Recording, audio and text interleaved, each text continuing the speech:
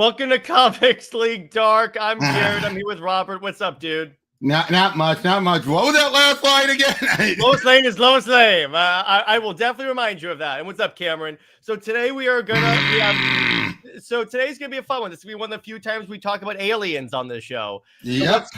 So let's in fact start with that. So Alien Earth came out. Probably spoilers for Alien Earth. Hang on, Right. Put the banner in there. Yeah. So now here's the thing. As Robert and I were talking a little bit about this. If I didn't tell you guys about this beforehand, you wouldn't think it's a show because it's that good. High quality. Yeah, like everything looks freaking dope and realistic. The budget is on the screen. Yeah, they got back to the alien actually feeling like an actual legitimate threat as opposed to just which was one of the things that Aliens did kind of cause, let's be honest. Yeah, because if you notice, Alien 1 is a slasher, and then Aliens became more of like an action movie. Oh, you want some of this? And then it started to revert back with Romulus. Yep, because it was back to a bunch eventually, but first one. Yeah, exactly. So, but it's like, with this, it's like, I went into this like, okay, this could go really good or really bad, but I had a little bit more trust put back in the aliens because of like Romulus. I really loved Romulus. Funny enough, though, they're finally basically with this movie. They are finally doing what they teased since Alien 3. Yeah, putting her on Earth, right? Yeah, which that was always the original plan. Well, okay, let me rephrase that. That wasn't the plan. They did a teaser trailer. But they did that before they even had a script, so they didn't even have anything planned at all. Exactly. Now, here's the thing. Okay, so it's not like so far it's not just like an alien like infestation. So far, it's just one alien. Yeah. And what this does, I liked how this show starts off because it starts off practically shot for shot the original movie, like how it opened up with everyone like waking up. And then Cameron asked, since when were they up? Okay. Yeah, what I mean by them not being a threat as in how fast they went down. Yeah, because the numbers were the only thing keeping them a threat. Yeah, now it's like, oh no, a single alien will murder you. It's like Isolation. Yeah, exactly. Where even flamethrower is not going to deter it. Oh, trust me, Isolation scared the ever-loving crap out. What? Because the batteries in my flashlight ran out, and I'm like, oh no! Right when the alien shows up. I was introduced to Aliens versus Predators movies, hence why I watched the first Alien movies that started. It's really good. Definitely watch all of them. So, yep, definitely. So I like how this thing, you get how they don't show you like the alien actually like getting out and like growing and stuff. No, it hard cuts. Well, you get a lot of like flashes. And then it's straight to like the alien is like pursuing someone. And I like how the android is like not caring. She's banging on the door. And then she just gets messed up by the xenomorph. Yep. And then it just backs up. It's like beep, beep. Oh, food. And then she starts banging on the door. Now, here's the thing. So the character in this is a cyborg. With a bunch of them are. Now, so they introduced two things. There's cyborgs and synths. Now... Yeah. So cyborgs are still human, so that explains why the xenomorph could go after him. But they are also, like, many of them are children's bodies put into adult bodies. Yeah, they introduced that in this because the corporation is looking for a cure for mortality, if you will, because that's which ties back into Prometheus. Yeah, because and Alien. What told me? Didn't the creators say? Didn't the showrunners say there was no tie? And yet there's a tie right there. I think, again, what they meant is that you don't have to watch the other movies in order to understand it. Yeah, but the phrase was so condescending. Oh, yeah. I thought synth and cyborgs were the same. No, because Sims are always been, they're simulacrums. They're basically, like everything's AI. That's why Bishop, as human as he is, he's still a machine. Yeah, he's still a robot underneath it. Ash, Rook, all those guys. Yep, it's basically... There's the difference between Bishop and a cyborg,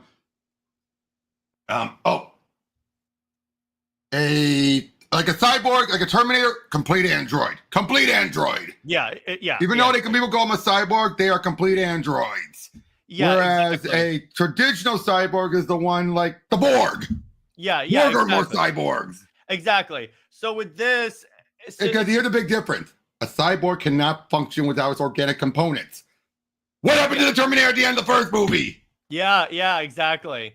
Completely operational regardless.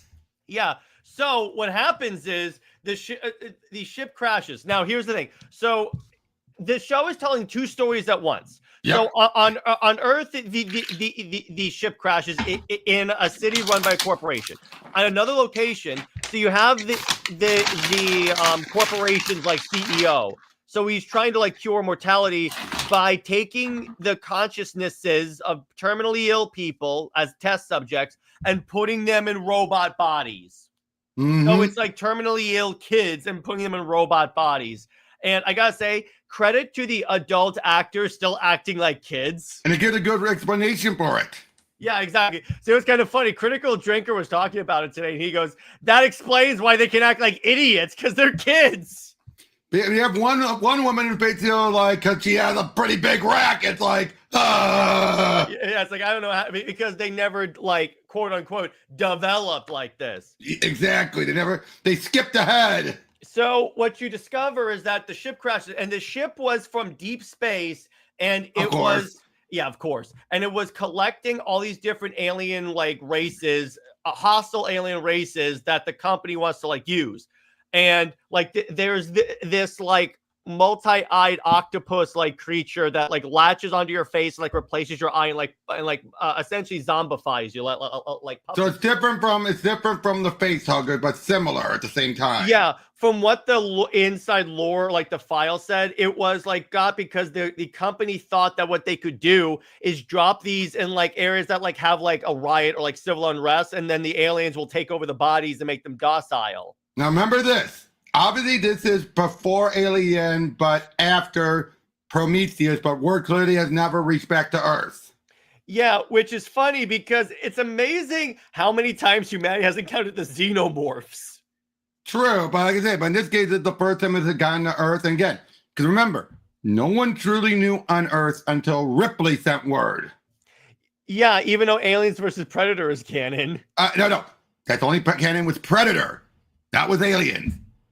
Oh, I didn't know that. At least that's what I've heard, because Alien has too much contradictions. Well, here's the thing, though. The Alien AVP-1 was in the middle of Antarctica, so that's easy, like explain. No. What I mean is the Weyland-Yutani. Oh yeah. It completely gets contradicted by Prometheus. Oh yeah. Okay. Yeah, and yes, Parker, Wayu is in the show. So. So what happens is so the ship crashes in Prodigy City. It's essentially a hyper corporatized place, and the security forces go in to like investigate. What you discover is one of the like we'll call them cyborgs. Like brother is like a medic. So they go into the ship and they start like they see like the aftermath. There's like dead bodies everywhere. Obviously, it's because obviously a xenomorph and a few other things have like gotten out. Let me put it to you that way. And then, and then it gets really like, oh god, like so. There are these little bug creatures that look kind of like ticks mixed with spiders that jump on them. And then eventually, after they're tied up by the android from the beginning of the episode, the ticks like drain all of their blood from their bodies. And if you notice, when you see them afterwards, they look like prunes, essentially. Yep. In other words, all of their vital fluids have been stripped out, drained out. Yeah, and it was kind of interesting is that if you look at the creature, it's now a giant sack. Yep. So the android is an alien mosquito. Yeah, exactly. So the androids show up because they're like, hey, we can go help. She really wants it to find her brother, but she's like, hey, we can go help. We're stronger. We're more endurable and stuff. So, and what what they tease is she keeps hearing a buzzing sound, and the implication is she can sense a xenomorph. So the implication also is we're going to probably learn how the xenomorphs communicate, because we know they communicate and coordinate and such, because that was at least in Alien Resurrection. We saw that. Yep. So they go in there and they have this great moment. So her brother is like, so they're like, they're supposed to go like exploring throughout like this building that the ship crash landed into. So so what happens is they jump across two of his comrades jump across this gap, and then some goo drips on his shoulder. And it's this great, well done scene. So there's this dark hole in the ceiling. Yeah. He takes out his sidearm, aims it up with the flashlight. Then all of a sudden, out of the shadows comes the xenomorph. That's good. And I'm like, that was the first time in a while I've actually been scared. And the way it moved and stuff, I was like, oh my God. Exactly. And then it gets better. So he climbs up. So he escapes by going into an elevator. It takes him up to like a top like luxury floor. And you see like these like rich people doing like a colonial themed party, I guess. And then as he escapes, this show did great of having the background move. So you're like, what the hell was that? It's like behind him, you see like on top of the statue, it starts, the xenomorph is on the statue. It jumps, goes into the hotel room and just murders all the rich people in that room. Yep. Like it is brutal. Wow. And but talk about trying not to be political. I'm kidding. Exactly. Well, here's the thing. The entire franchise is about anti-corporatism. So exactly, just like RoboCop. Yeah, exactly. So what happened is, the android shows up and like stuns the xenomorph and stuns the brother. And what do you think about the Peter Pan allegories? I get it. It's the idea of they never grow up because it's like they're and you have Wendy. Minds. Yeah, exactly. All of them, a lot of them are named after the Lost Boys. They're on the Neverland. Yeah, exactly. That's what the facility is called. So what I like about this also, so he stuns the alien, and you're wondering how is the android going to transport the xenomorph? He literally creates like a cocoon around it. It's so cool. So I'm like, oh, that's handy. And I love this. So he's dragging the xenomorph into the elevator. More security troops show up and go, what do you do? Turn around and put your hands up as the xenomorph is starting to open the bag. And then he just jumps up and just murders all of them. And you can see the android, he's like sweating. He's like, don't move. Because they kind of introduced this in Romulus that the way the xenomorphs find you is by fear and like your heartbeat and such. Yep. So I'm like, okay, that's cool. At least they kind of, because they never explain how they see people.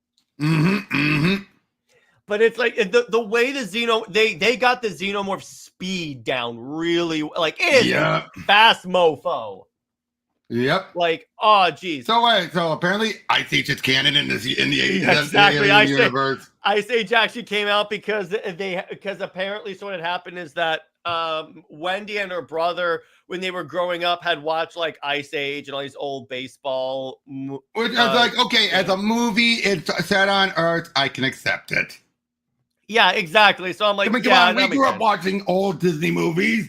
Yeah, and they would have like preserved it as like a historical artifact at the very least. So it's not really that like out of like the realm of possibility. Cameron, I'm dead in that case. Yeah, exactly. We're all dead in that case. It's like, yeah, exactly.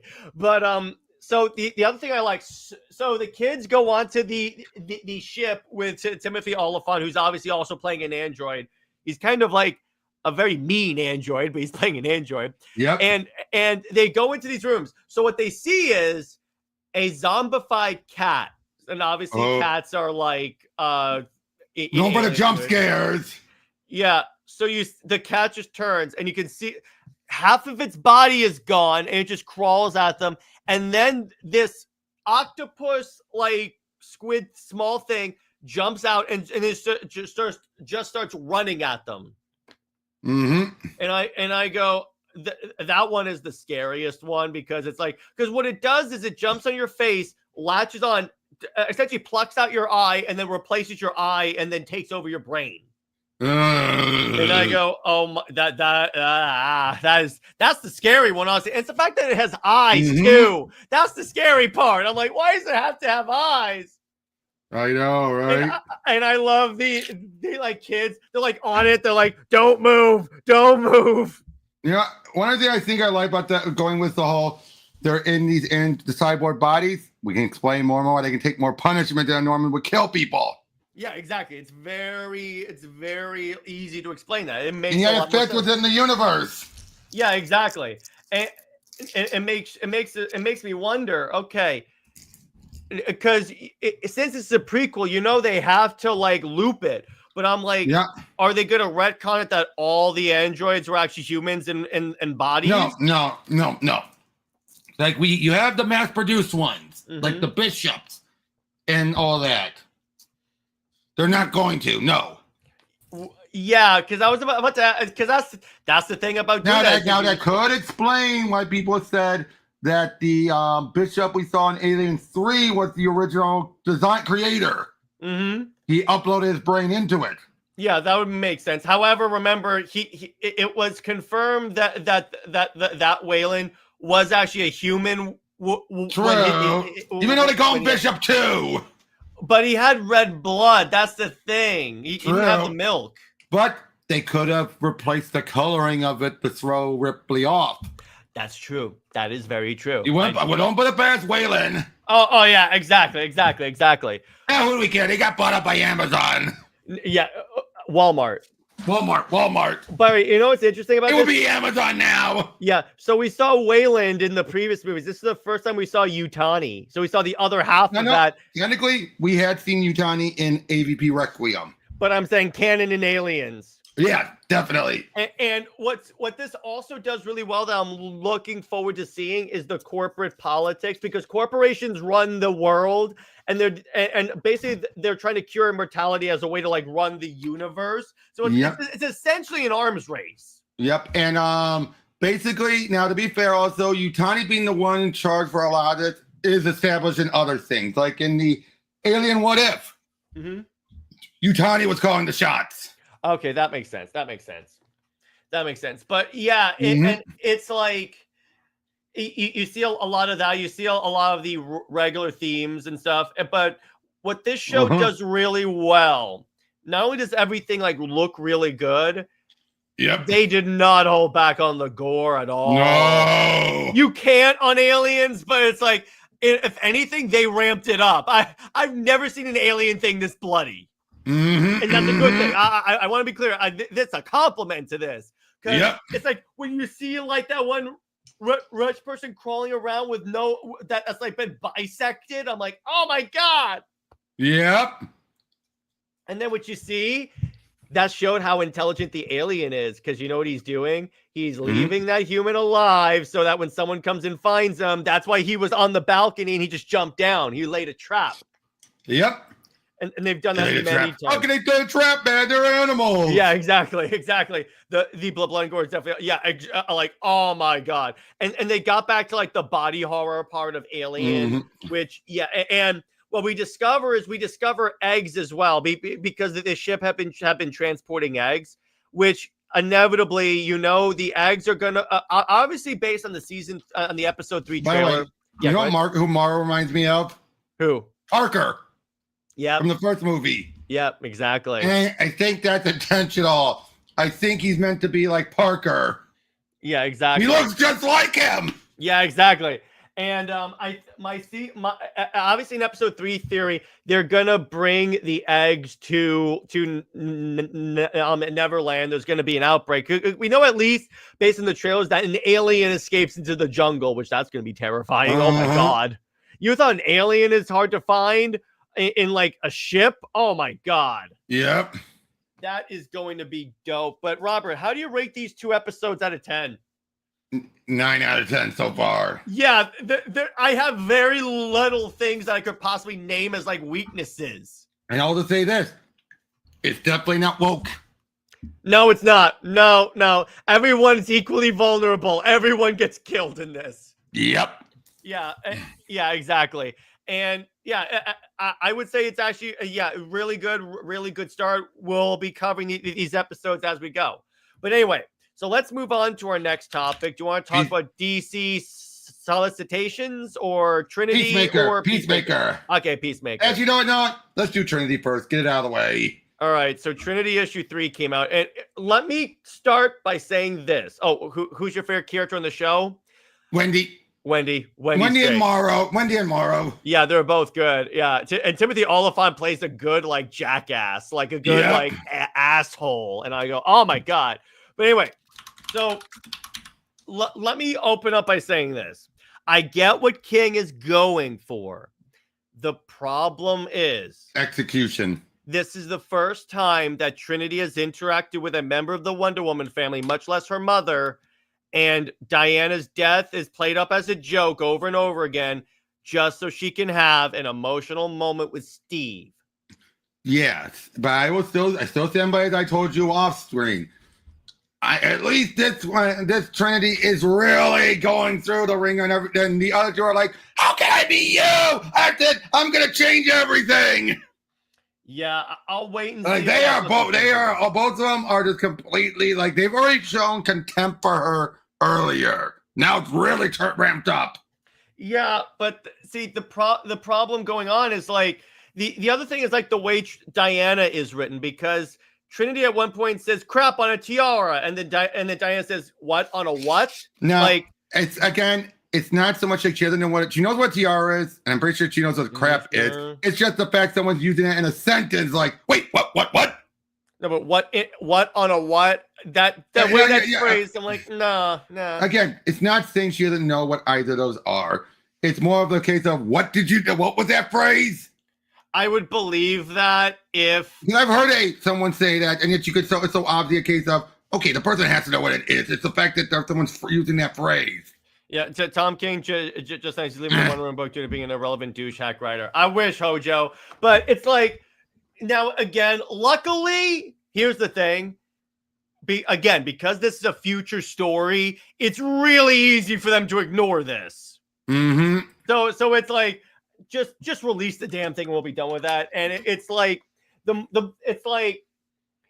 Again, this could have, because here's the way I would have done this, because I'm going to talk about this. I think I briefly talked about this on Wednesday. It's like, look, what you could have done is 5 out of the 6 issues are her meeting Diana at various parts in her life, maybe like as a side character, obviously not identifying I'm your daughter, but like someone that like had one interaction with Diana at different parts of her life. And then 6 is she finally meets her father.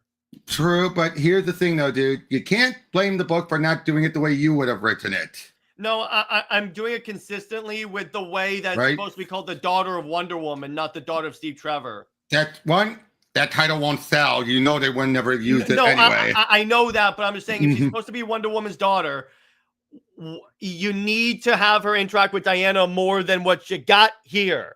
I know. No, I get that. But then again, that would require a writer that actually cared about Diana. Oh, to be fair, in Superman Son of Kal-El, you had John, and Superman was off-world for most of it, so it was that's just John. Different. It's not like Wonder Woman's off-world. It's not like that. No. Wait. Robin, son of Batman. Batman was barely around in that series. When was that? That was the Patrick Gleason series. Damian had left, and he was going around the world. Yeah, but he had previously interacted with Batman a lot. But that's the difference. I'm just saying, though, the title does. I just gave you 2 cases of those titles where it doesn't really mean that the parent character has to be involved. No, but here's the difference. Previous to that, we had gotten interactions with the parent and the kid. We never got any interactions with Trinity and Diana. I'm just saying that title doesn't mean much in that regard. I get that. That alone, that is not like the main issue. It's the thing stacked up, because again, issue 3 of this should not be the first time she interacts with Diana. It'd be one thing if she even went to like Diana's chambers. Well, then again, it's like, is this taking place after Diana and the Amazons are killed or before it? I don't think they really clarify that. We don't know. That's the thing they should clarify. I agree with that. That I will agree with. But it's like, and then you get into these solicitations for the series where it's obvious this is just this series. I thought about this, Robert. Remember when he was on your show and King said there was one small continuity thing? The continuity thing is he brings back Steve Trevor. Obviously. That's what it is. And I go, okay, So the series literally exists just so you can bring back Steve Trevor. Mm-hmm. Wow. That's great. And then the series is constantly just the solicitation. Oh, hey, you're not gonna hear me argue. You're not gonna hear me argue on any of that. No, I know. I'm just informing the other people. So right, I'm like, right. So you tell me that like the solicitation is all about Diana. I mean, Diana. I wish it was about Diana, Trinity, and Steve. And I go again. I understand it's not going to sell if like it's called Daughter of Steve Trevor because no one gives a crap about Steve Trevor, particularly now. But I'm like, it's like here's the thing: Diana's daughter getting a series should have been a big thing, and it's just not. That I will agree with. It should have been a big thing. It's not. Yeah. Wait. What do yeah? It was. Well, that's going to change history anyway. Then, if he's back, that's clearly going to radically change everything. Okay, but here's the thing: depending on how they do it, because here's the thing about it, and this is what I'm watching for because I want to see if King does this. He probably won't, but I want to see if he does this. Here's the story thing. Because if they undo Steve dying, because they're using time travel here, so it's like they could do this. Because again, the final issue is going to take place shortly before he gets killed. So I'm like, if he doesn't die, then Diana's not racked with grief and creates Trinity in general. Yep. So that's the big question: is how much is going to change, how much isn't, and if it's a case of now, of course, it also depends on. Where does Steve, does that mean she just prevents the death or does she pluck him or something? Yeah, we'll see. It look from the solicitation. You know what? I'm going to read these solicitations for issue 6 because that specifically talks about that. It says the final corgi has been located. Who cares? And Trinity follows it to the events right before Steve's death. As the Sovereign looms, Trinity races to set the timeline right and spend precious moments with her father. Could their time together in the past hold the key to bring Steve back? Well, first of all, that doesn't sound, and they want to bring it back, but it doesn't sound like she's going to prevent it. It feels like she's going to set things in motion to bring him back. Yeah, I need to see that because it's like, but then, okay, so is it a time? This is why time travel is so damn confusing. But oh no, I gone cross-eyed. Yeah, I know I've gone cross-eyed. But I'm like, a way they could salvage this, and honestly, oh my gosh, Robert. What? Here's the character arc for here. If I were in charge of this, here's what I would do. Here's the redemption character arc for Trinity. All right. So the whole series, she's being told by her younger selves, "You suck," right? Yep.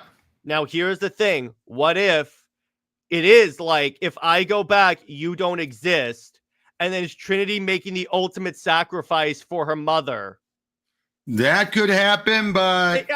Again, I'm not saying it's going to happen, but I'm saying that's the way I would do, because that way you do redeem the character, you the ultimate sacrifice. But the thing is, though, but you're then doing such a drastic moment that would then, in a tie-in series, that won't be reflected in the main series. Here's what I think. I think it's going to get the ball rolling for something that's going to be more prevalent in the main series. It could. That's what I think. I think it's going to be building up to something that's going to be more prevalent. It could. And you know what's kind of funny? Comic Pop predicted this when he covered his the first arc. He goes, I wouldn't be surprised if by the end of this, there is no Trinity. Yeah, again, I don't know if they're going to go that far. I have to see. Yeah, it's like, let me put it this way. According to him, it's like, it's stuff that Tom King would do. But again, I need to see more stuff. I'm not saying... Well, you wouldn't have Trinity be born in the present day, is what I'm saying. You would have had it be she would have been born a few years in the future. But, okay, it could be he had Trinity be born in the present day because to establish how much Diana needs Steve. That's true, too. That is true, too. Remember, Steve is the central point of this entire run.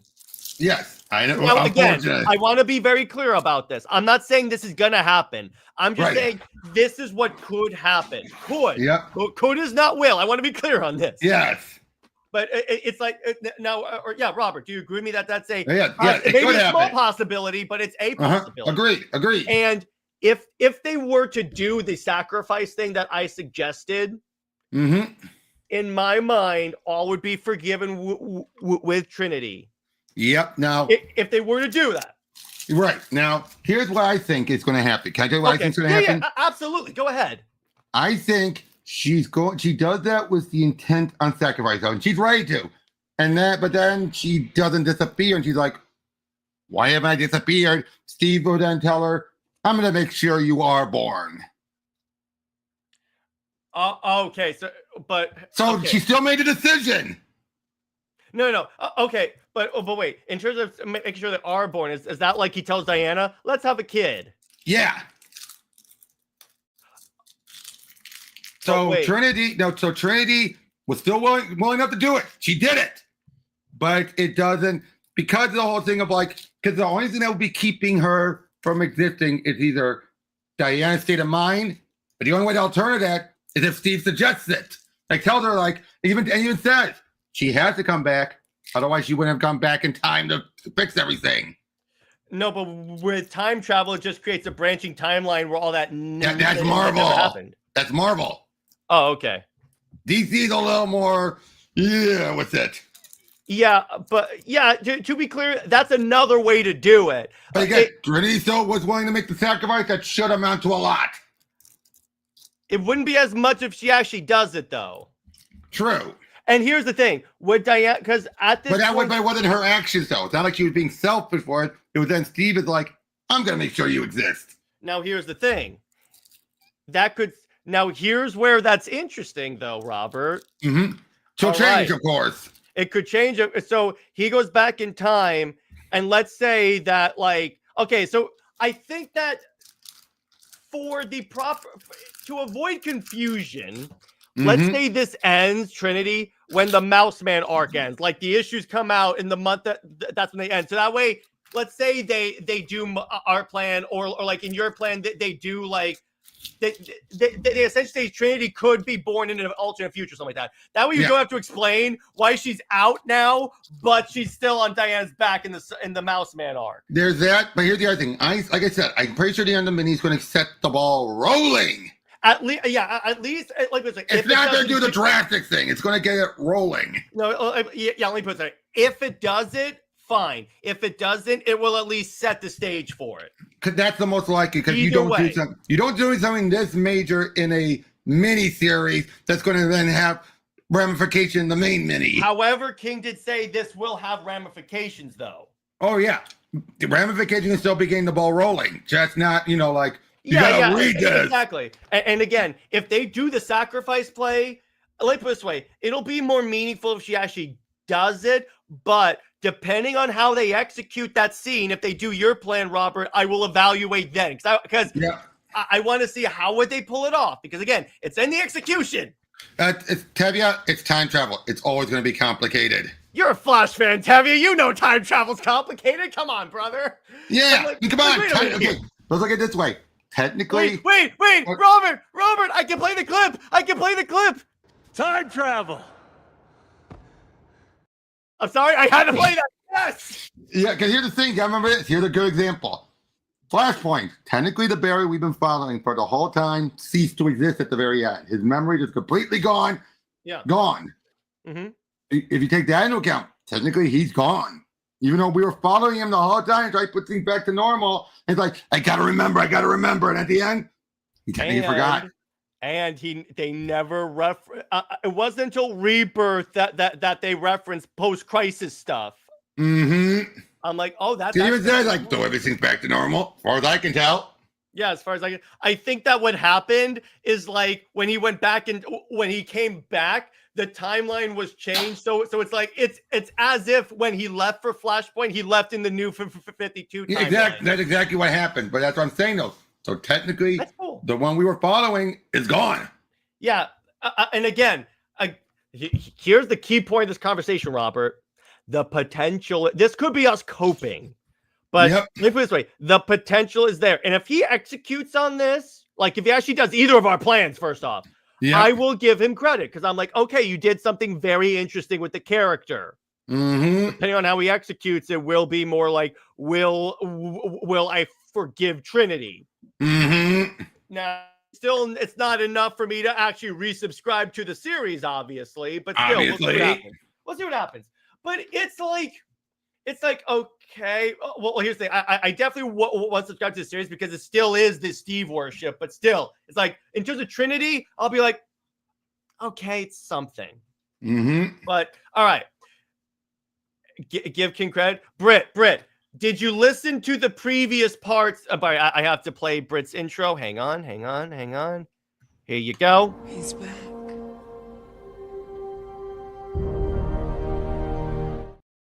Okay, Britt, did you hear any of our ideas? Because if he did any of those for the ending of Trinity, or like the ending of Trinity's story, let's say, if he did anything like that, that's a compelling story. Oh, okay. Actually, you know what? We're going to play a game. All right, so Britt just got here. All right, Robert, I'm going to re-explain my plan, then you explain your plan, and then we'll let Britt be the judge. All right, Britt. All right, so here's my plan. Here's how we could do this. Maybe I'm giving King too much credit, but you know what? I got to hope my way through this. All right, my plan is, you're all smart, he's not. I know. But, okay, so here's my plan. What if at the end of the story, because it's implied that it's going to be bringing Steve back. What if it is that, because if it goes back time travel wise, because this series is doing with time travel. What if it's like, if I go back to life, if you undo my death, you don't exist because your mother's not, wouldn't be like grief stricken and then create you. And then Trinity says, I know, but the world's not good without you in it. I know they would have to do that. So it's like, okay. And then Trinity makes the ultimate sacrifice for her mother. Now, that's one thing. Now, Robert, explain your plan. My thing is, it's that, but then she's ready to fade away, to be erased from existence. She's like, why aren't I erasing? To which Steve would say, I'm going to make sure you exist.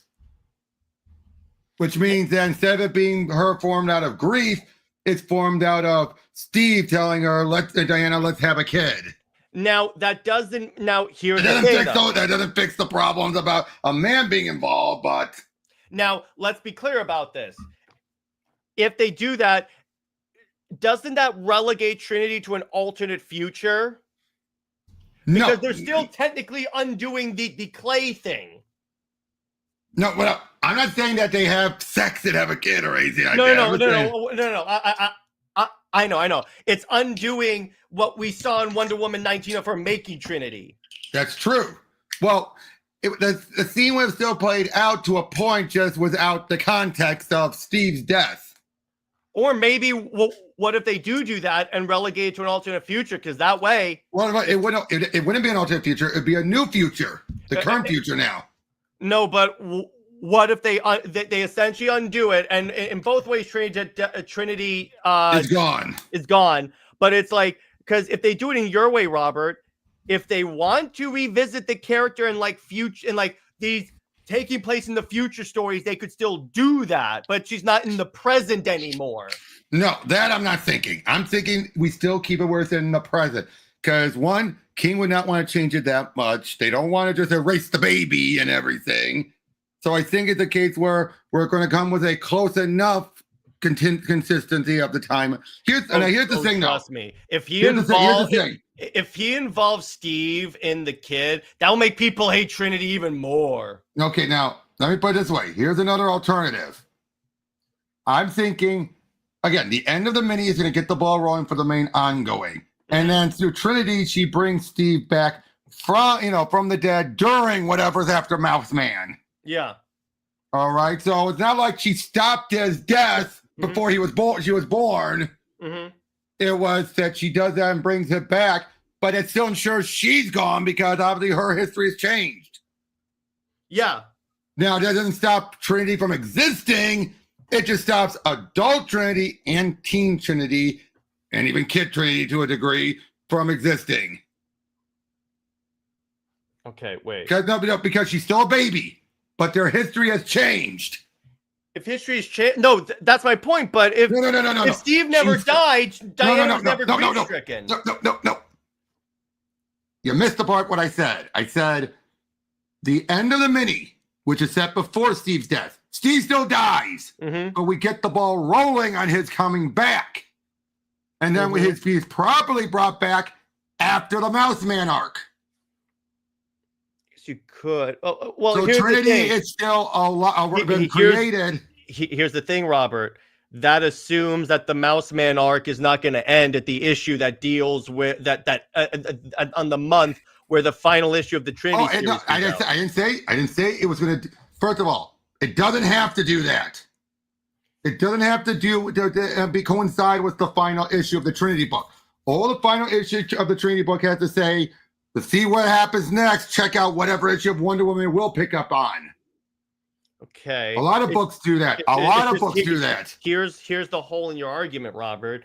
So it's like, okay, so let's say the history's changed, and let's say he never died or something like that. No, that's not what I was saying. That's not what I was saying. Okay. Explain it again. Okay.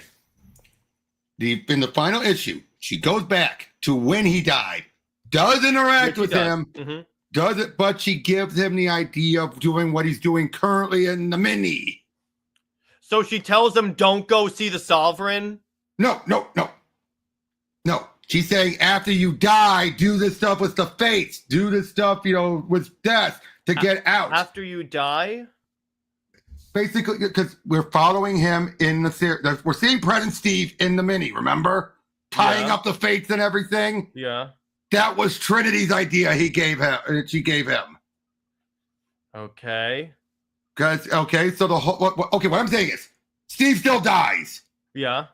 That ensures Trinity is created. Diana's still grief-stricken. But the ball is rolling so that Steve will eventually come back, but he'll be coming back after the Mouse Man arc.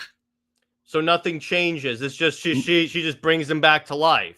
Yes, so nothing changes, but that would still ensure Trinity that we've been following would be erased because her history of Diana being dead and everything, gone. Because clearly with Steve around, things are going to change. That's like when Superman came back after Death of Superman. That invalidates No, it's not. It has nothing to do with the Death of Superman comparison. Okay. I'm trying to explain this, all right? Okay. Do I need a chart? Do I need to make a chart? You might need to make a chart. Oh, God. Okay. Here's how I explain it, all right? We have the current timeline, all right? Okay. Steve is dead. Trinity is born. Diana's going to die in the future. At some point at the end of the mini, we have, here's that future. We have Trinity come backwards to here. You know what I mean? Okay. I got that. All right. Meets up with him, plans things out, tells him, you're going to die. I got to exist and everything. But here's the thing, Robert. If she has that plan, that invalidates the sacrifice, though. No, because Steve goes in knowing he's going to die, and that will lead to Trinity's creation. No, but it invalidates Trinity's thing. No. Wait. That's not the part. That's not the part that would erase her. Here's the other problem. Wait. If she does that and lays all the things, it just creates a time loop. No. Let me finish. Yeah. Her future would not be affected until Steve comes back, which he hasn't yet. Okay. So that's why we still have some time. And I know, Brett. Where's Diana's point of view? It's all about Trinity. Well, here's the thing, Brett. Remember, we're trying to think like Tom King here, so Diana has no role in this. Yeah, Karen. Future Trinity tells President Steve what to do after he comes back. She gets erased, but a new version is born. Basically, what I'm saying is she hasn't faded yet because time has not directly been altered yet. Not until Steve is back, because, somebody could throw a wrench into it. You know what I mean? Someone could throw him back into the afterlife. It's not until he is brought back fully that her history has changed. And that would happen sometime after the Mouse Man arc. So in other words, so from where we are in the Wonder Woman timeline. Yes, nothing has changed yet. He's still dead. Yes. Then so essentially what you're saying is like, I'm going to use a pretty extreme example. Yes. Let's just go with it. Yep. So essentially, at this point, whenever he officially comes back, that's like it when they did Crisis on Infinite Earths to like essentially reboot. Yes. I think that's a way of putting it. I think that's a good way of putting it. You could do that. It's like, but... So basically, in other words, it ensures Trinity's birth or creation, but then changes everything after that. Can I say one thing, though? Here's the weakness of that. Mm-hmm. It invalidates, it takes away the stakes from what was going on with the Sovereign because it takes away the consequences. If King were smart, it would be someone has to have died. Steve still did die. He did die. It's not like he faked his death. If you just bring him back, that invalidates what happened earlier because if he talked to his daughter beforehand, he knows he's going to come back. So it's like, it's not really a sacrifice. No. It is because he knows it's the only way to get the ball rolling on bringing down Sovereign, given how everything was so essentially tied to but his it's death. not the only way to do it. No, I didn't say that. It's just simply the fact that for basically, I think Trinity could make the argument, your death sped things up. It would have taken a lot longer.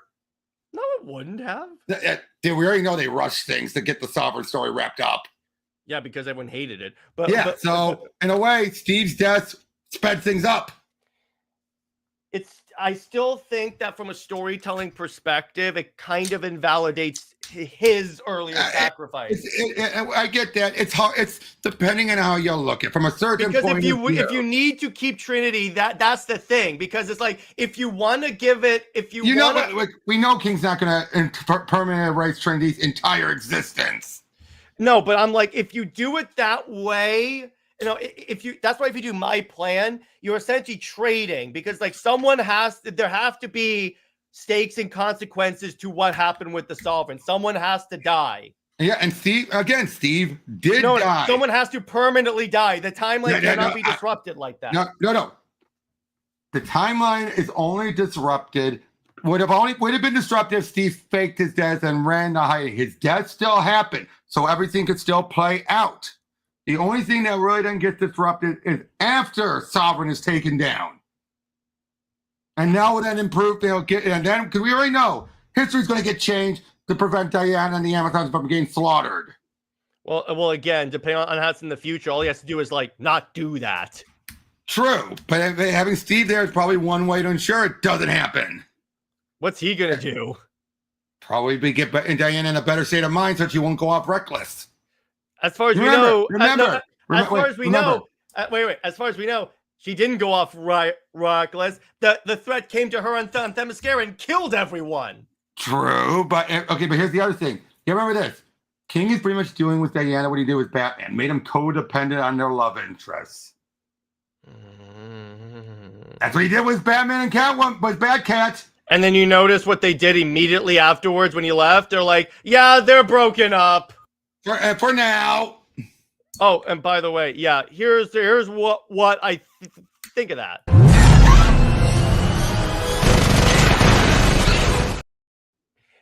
Yeah, look, I'm just throwing out theories out there, all right? I'm not saying I want this to be that right. was not directed at you, Robert. I want to be clear on that. Was not directed at you. But yeah, it's like, no, to be clear, Robert, you do have an interesting way of doing this. You do have an interesting way of doing this, and it's equally likely, I think. It's not, yeah, exactly. Because either of our theories really could happen. So it's like, yeah. It's like, it just depends, because it could be this, Robert. It could be Trinity was always supposed to just be exist in this story, and then the point of because remember, here's the thing, this would be consistent with his earlier statements because he's trying to show. In his way, he's trying to show why Steve is a good love interest for Diana. I understand that. And yes, trying to make Steve relevant has been a detriment. Agreed. I'm just saying, if that was the case, you wouldn't have Trinity been born right away. You would have done a bit of a time skip and show a possible future and let that play out and not have anything to do with the present day. No, you would still. I've seen writers do that. Oh, look, I'm thinking similar to what Jurgens did with Thor. He jumped into that. Okay. He basically had to be Asgard got blown up real good. We then jump into the future and we find out that Thor took over all of Midgard. Mm-hmm. and we find out how it is with him ruling and how he lost his humanity and everything. But that was all jumped in the future. Meanwhile, present day was having soldiers bumping around, as if because it's all before that happened. Mm-hmm. So I'm thinking if King wanted to, he could have just jumped ahead, have everything with Mouse Man, all that stuff take place as a couple years in the future. So it could be out of, not deal with anything in the present day. That way it's irrelevant when he undoes it. So in other words, they should have made it a Black Label book. Yes, I agree. Either make it a Black Label book or again, just have it be, make it very clear by the time this is all over, this whole thing is going to be just undone. Because that's what they should have, because what they could have done, here would be the smart way to do it. Do this whole story as a Black Label book and have someone else on Wonder Woman. And then if this Black Label book were really popular, then you can bring in Trinity into the main continuity. By the way, I'm not talking about King Thor. No. I'm not. I'm talking about Jurgen Thor, which was a different Thor. Yeah, well, he is doing a terrible job. Yeah, exactly. It's like the whole run is terrible, so don't expect good writing ability from this Wonder Woman run. By the way, so should we get to the solicitations? Yeah, let's go ahead and do that. Let's decompress after that really complicated conversation. It's all time travel. Time travel. All right, DC Solicitations. So let me pull that. I'm looking forward to a lot of these, especially the Batman Deadpool. Yes, exactly. I am so excited. By the way, even if they're just covers, I am so glad we're getting like Wonder Woman Storm, Wonder Woman Carol Danvers. Yep. Hell yeah. All right, so let's go through this. So we got here is, and I'll share screens. Yep. And then we'll look at the covers. So I'm going to zoom in real quick. So actually, I can just do this. So okay, good. So we got Doctor Strange and Constantine. Okay. We have Scott and Tinian coming back out of his superhero retirement. Yeah, hell yeah. Tinian can do magic really well. Scott Snyder, Tinian, Joshua Williamson. NJ, Tinian wrote that JLD book that I need to read. I need that omnibus. Of course, if Tom Taylor's writing it, it's gonna be X-23 and Nightwing. Wolverine, come on. No. In my mind, Logan's the Wolverine. But you know what? It's like, hey, you know what? Credit where credit is due. If you could choose your characters and you chose them, you know what? I respect you. I gotta say, that's not Wolverine. You're the guy in black and blue. You're right. That's Nightwing. I like that. retort. Yeah. Okay, so Harley Quinn. In an eating contest. I could kind of see that. That's kind of fun.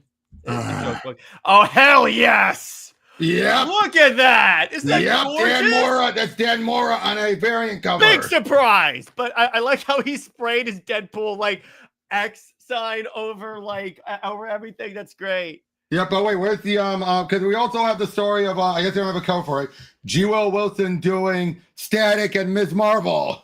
We'll talk about that in a second. I love this one. So it's like the classic. The Marvel one has one too. Yeah, exactly. Emma Frost and Catwoman cover. I may have to get that. Hubba. It's my lady. Yes. Hold on. Why does Diana have such a big mouth? Also, Carol's in her Ms. Marvel costume. Yep. That's interesting. I like that. This one looks pretty good. It's one I didn't expect. Jim Chung. And I've always loved his work at Marvel, so he can do it. Absolute Batman and Punisher. Yeah, wait, that's Absolute Batman? It's confirmed by Scott Snyder. He had him draw Absolute Batman. By the way, there's the Marvel side of that Wolverine cover. Yeah. I'll share that in a sec. But, yes. Yep. Jim Lee. Of course, you got to do Jim Lee. Lobo. Sean Gordon Murphy. Yeah, there you go. And look. Gambit charging up the Joker card. Oh, yeah. That's so dope. Oh, man. All these covers are so good. And by Ron Mars saying, I wish we could do it now because I wish we could do what we did last time now. Yeah, okay. Of course. Although Batman's laughing at it. Yeah, exactly. Yes! Freezing. Hey, it's Amazon.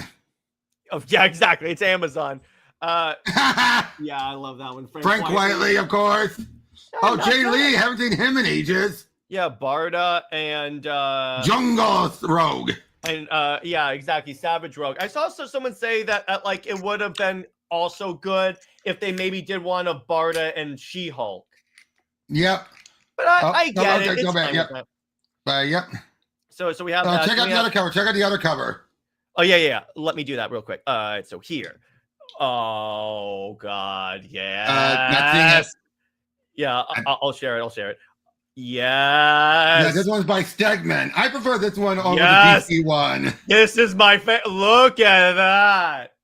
Mm-hmm. Oh, yeah. That's so good. You're fangasming. I am, yes. Oh, God.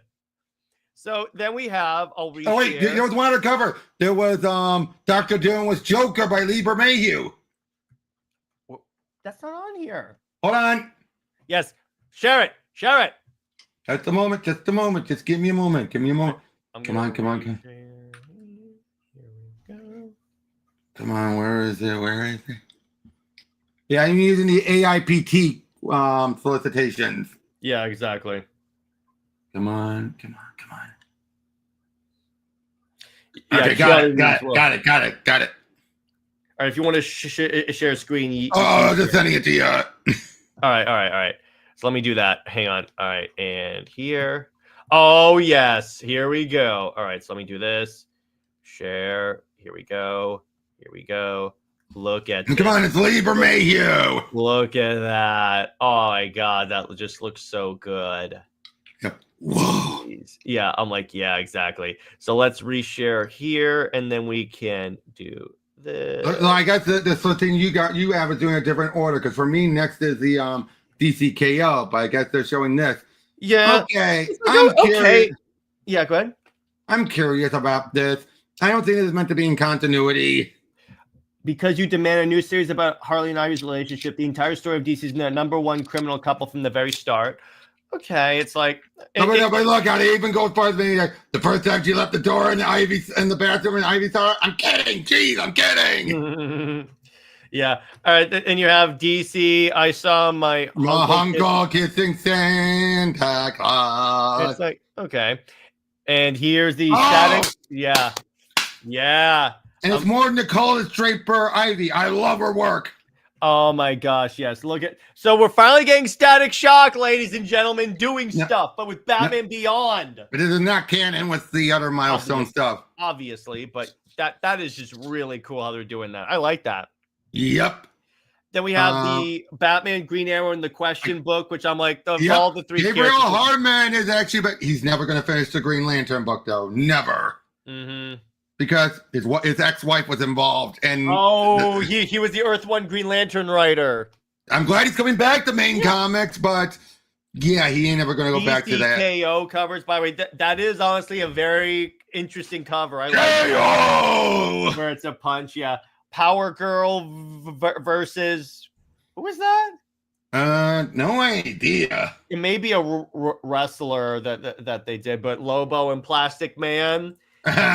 Superman and of course Time Trapper, and then they're teasing Darkseid with like I'm assuming that this is the absolute. That's an AEW cover. Yeah, I'd imagine that. Oh, okay, yeah, I figured. Batman, who's like souped up for like battle. Wonder Woman completely destroying the Joker. Yes, he deserves it. But anyway, so that's really cool. Oh, look at this Batman cover. The Night Quest tie-in, or Night Fight. Night Fight. That's dope. I love that. And then Superman 32 with like some more of the Darkseid's Legion. That is terrifying. Oh my gosh, that is terrifying. Then we have more of the Justice League. So we got Electric Blue Superman teaming up with Batman Beyond. Interesting. Ooh, Lionel Francis Yu drawing the Justice League. You don't see that very often. And I like this Salvador LaRocca. Or Salvador LaRocca, exactly. Here's Dan Mora. You see a lot of him drawing the Justice League. Justice League Unlimited 3. Okay, that's kind of cool. I like what I'm seeing. There's a lot of really cool Flash covers. I like that. Or like he's texting. He goes. I'm gonna be 2 minutes late. Order me 5 steaks. I love that. I don't mind the new costume. I don't mind the new costume. I like it a lot. Because here's the thing. They made it different from Barry's. But one downside, looks too similar to the Absolute Flash. Except this one's clearly a bodysuit. The other one's mostly a jacket. No, I know, but I'm talking about the Barry suit. Yeah, maybe a little bit. I'll give you that. And then we have the Titans. Titans 29, which I'm like, okay. I remember there's a Starfire for this one. Pretty cool. I like Starfire. Now, here's where we can prove that DCKO it's not the big crossover. Because Absolute Batman has nothing to do with it. None of the Absolute books have anything to do with it. I'd assume it's going to be set up for whatever that is down the line. Uh-huh. Like, probably, I would imagine they're going to do the main event in the summer. I would imagine. A summer of 2026. That's what I was thinking. Again, this was clearly... there, I just saw... Oh, you're on Absolute Batman. So I was saying, I looked at Wonder Woman. I just saw the cover you told me about. Yeah. Oh, we'll get to that. All of this Absolute Batman stuff, because we're going to have a guest artist. It's... so Nick Dragotta, and then later on, Clayman is gonna is either Clayman or someone's gonna hop on the book, which I'm excited for that. Mm-hmm. And we have Absolute Wonder Woman. Oh, actually, Absolute Superman 13. It looks like they're going with a black and white cover. Very. I think that's just not colored yet. Okay, but yeah, so we have Absolute Wonder Woman, which that's the default cover, which it looks pretty good. I'll go. I like that one. But then we get to the variant cover. Oh, they don't have the variant. I got it. All right. Go ahead. All right. There you go. Thank you. And I gotta say, you could tell this is great because it's very different design from this artist, his usual style of Wonder Woman. Yeah, look at that. She's much more top heavy, and I don't mean in the chest. I mean in the sword. Yeah, exactly. The upper body, the whole upper body. Yeah, look, that is just, of course, it was inevitable that Terry and Rachel Dodson were going to do an absolute Wonder Woman thing. It was inevitable. Yep. So then we have some Absolute Flash, which, okay, Absolute Flash. So we got a butt shot. Yeah, Absolute Flash I've been enjoying for the most part. It's like, But didn't Green Lantern have still been, like, here's the snail. Let me put it to you this way. Short of the second half of the Absolute books are not as good as the Trinity books. Yep. Wait a minute, Anthony, where the heck did that come out from? Yeah, we're not up to that yet, Anthony. And no one was saying that. Yeah, no one was. Absolute Green Lantern cover, pretty good. Again, find out more about Joe. Yeah, Hero Dark is not my guest. It's Robert. You know that. But Hero Dark? It was my guest I had earlier today. But yeah, it's like, again, see, I enjoyed a little bit. See, here's the thing. Short of Absolute Martian Manhunter, the other three I can really understand. So it's like, That's why I'm like, okay, it's fine if they go a little slower. I'm fine with that. Yeah. And then again, Absolute Superman started off very sluggish. Yeah, and then obviously we have the new Batman series. Oh my gosh, this looks so good. Mm-hmm. Yeah, the new Batmobile, that's going to be its own cover. I like the new. It's obviously based on the Robert Pattinson design. Obviously. Yeah, and I'm like, yeah, you had to anticipate that. Then we have Nightwing 23, Nightwing 132. Dan Waters. Interesting. I read one issue of that. It's not really my favorite, but it's like, okay, it's not that bad. Yeah, we have more with Batgirl. I'm going to go through that. Then we have the Red Hood book, which I'm like, oh, of course. I'm like, I like the costume. Don't get me wrong. I like the covers. Yeah, and the covers are really good. It's just I don't like. I don't know if I'm convinced yet on the story. Catwoman. I know Catwoman had an ongoing book currently. Her book is still going, dude. That 81. Interesting. That's interesting there. Oh, okay, Anthony, no worries. Yeah, it's all good, dude. Then we have Birds of Prey 27. I need to add Birds of Prey to my pull list because it's Kelly Thompson. Mm-hmm. I have the first issue and stuff. It's not the bad. I've heard Poison Ivy is really good. Is it really good? It is.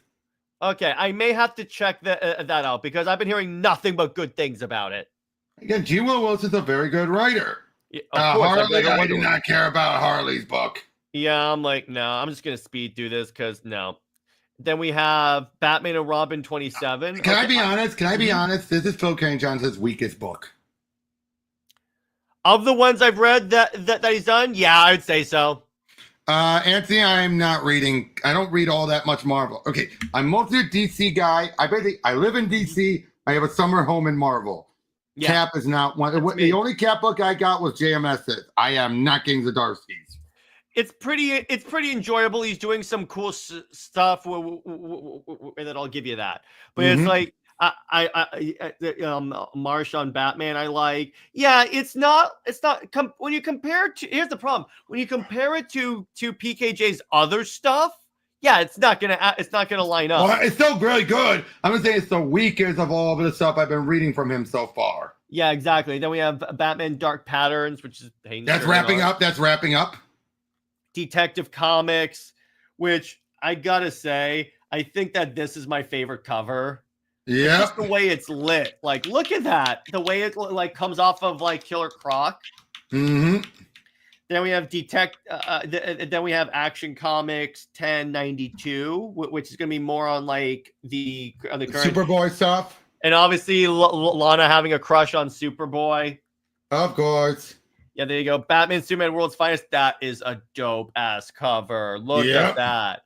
That is really good. No, I'm sorry. That's my favorite cover. I love it. Like, yes, Debbie, I am excited for the book. So, House of L. Oh, boy. Look. So it's Wonder Woman and her baby. Wonder Woman and her snack. Again, this is the only good cover. Yep, and then of course, but will the unsanctioned rebellion because Diana saw in her daughter's life, then you shouldn't have brought her along. I know! And you notice how adult Trinity is now the center of the cover at the end? Yeah, but that's the very end. Draw a straight X. Oh, the other one, yeah. Yeah, and look, it's Diana's we ran over it. Let's not get back into that again. All right, the one thing I just have to play this one thing real quick. Hang on, quick. Actually, you know what? I'll play a fast one. All right, there you go. Okay. I'll skip through this because it's not worth my time. Supergirl. How is Supergirl? Really good. It's really good. It's really good. Yes, dude. Read it. I mean, come on. You have a thick Supergirl sidekick. Yeah, I read the first issue and I was like, should I continue this and stuff? But yes, I've been hearing nothing but good stuff about it. And it is the writer who took over the Ninja Turtles run. All right, there you go. I like that. So here's some, and this is Superman Unlimited. I like that cover. And it looks like Slott is the one who's going to be handling John going forward. I'm cool with that. That's a cool cover. I like that one. Oh, yeah. Oh, my gosh, yes. That's another good one, but no, that's my favorite, I think. Yep. Yeah, I like that one. We've got New Gods wrapping up. Yeah, it's wrapping up, so I'll wait until it's in a trade. I liked what I got. It's just like, do I want to, because it's a limited series, I figured I'll wait for the trade on this. It's good. Don't get me wrong. It's cool, but it's like, I'll wait. There's Orion as well. Aquaman. Okay, Robert and I have to address this. If you think if you think they're replacing Aquaman supporting cast with the Jeremy Adams, you don't know what you're talking about.